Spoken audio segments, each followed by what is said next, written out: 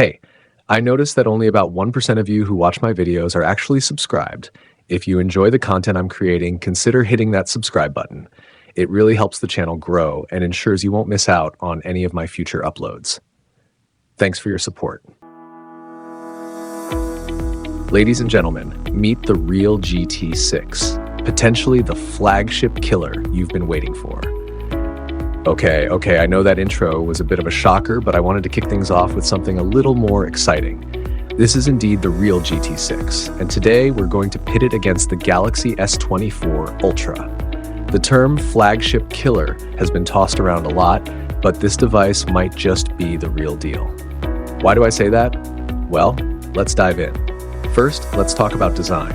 Realme has crafted a truly stunning device.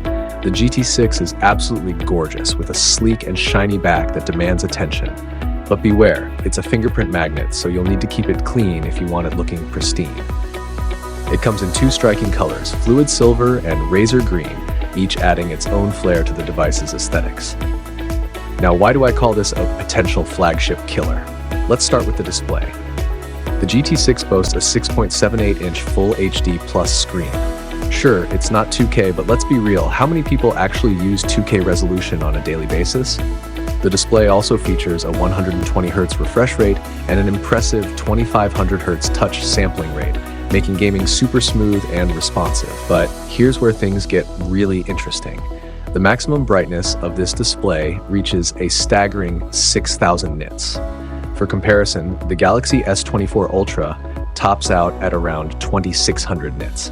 That's more than twice the brightness, and you'll definitely notice the difference when you step outside on a sunny day. Under the hood, the GT6 is powered by the Snapdragon 8S Gen 3. Now don't confuse this with the Snapdragon 8 Gen 3 found in the Galaxy S23 Ultra. It's still a Gen 3 Snapdragon 8 series chip, so we'll see how they stack up against each other. The device also packs a 5500 mAh battery, which is larger than what you get in the S24 Ultra. Plus, it supports Super VOOC 120-watt charging, which means you can get about 50% charge in just 10 minutes, super fast. Moving on to the camera setup, the GT6 features a 50-megapixel main sensor, a 50-megapixel telephoto lens, and an 8-megapixel ultra-wide lens. There's a lot to unpack here, but when you hold this device, it feels incredibly comfortable thanks to its curved edges, something I've always appreciated. Paper on the display. Let me unlock it for you. See how stunning that screen looks? It's sleek, it's sexy, and it's a joy to navigate. Running the latest version of Android, the GT6 feels familiar and comfortable. Now, let's compare the performance of both processors, the 8S Gen 3 in the GT6 versus the H Gen 3 in the Galaxy. Looking at Geekbench 6 scores, the GT6 takes the lead with a single-core score of 1,906 compared to 1,579 on the Galaxy. Multi-core scores are also higher on the GT6 at 5,170 compared to 4,596 on the Galaxy. When it comes to GPU performance, things shift slightly. The GT6 scores 8,956 in the OpenCL test, while the Galaxy edges out with 9,396. This shows that both devices are in the same ballpark, offering impressive performance. We put these scores to the test by playing some games, starting with Call of Duty Warzone Mobile. Both devices handled it well at their highest settings, delivering a smooth experience. While the Galaxy had a slight edge in FPS, the GT6's higher touch sampling rate made it feel smoother during fast-paced action. In Genshin Impact, both devices performed admirably at max settings, with the Galaxy maintaining a slightly more consistent FPS over time. However, in PUBG Mobile, the GT6 stands out as one of the few devices that can run the game at 120 frames per second, a feature currently unavailable on the Galaxy. When it comes to gaming, the GT6 is a serious contender, holding its own against the market-leading Galaxy S24 Ultra. But how do the speakers compare?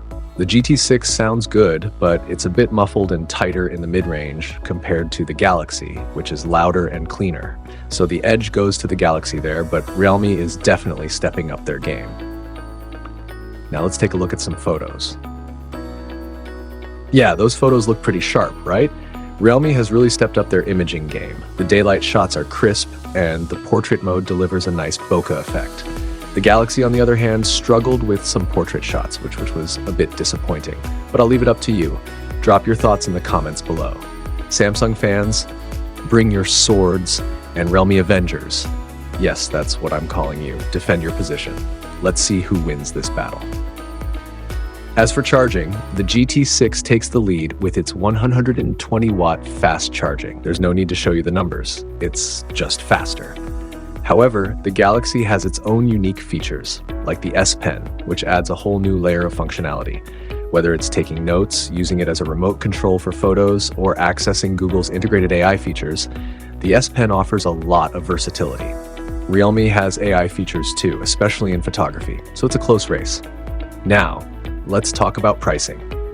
While the GT6 is rumored to be around $750, the Galaxy S24 Ultra is priced at about $1,200 or $1,300 for the 1TB variant. The question is, would you pay $750 for the GT6, or would you go for the Galaxy at almost double the price? The GT6 offers solid performance, great cameras, 16 GB of RAM, and 512 GB of storage.